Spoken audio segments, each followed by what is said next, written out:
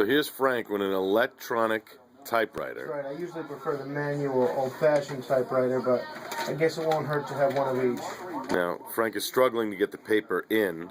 He's got it. He has it plugged in now. Let's see if it works.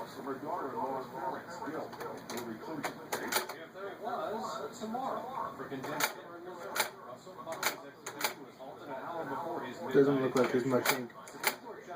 We might need a ribbon.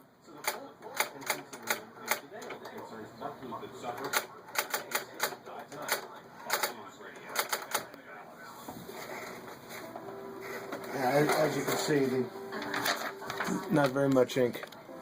No, there isn't.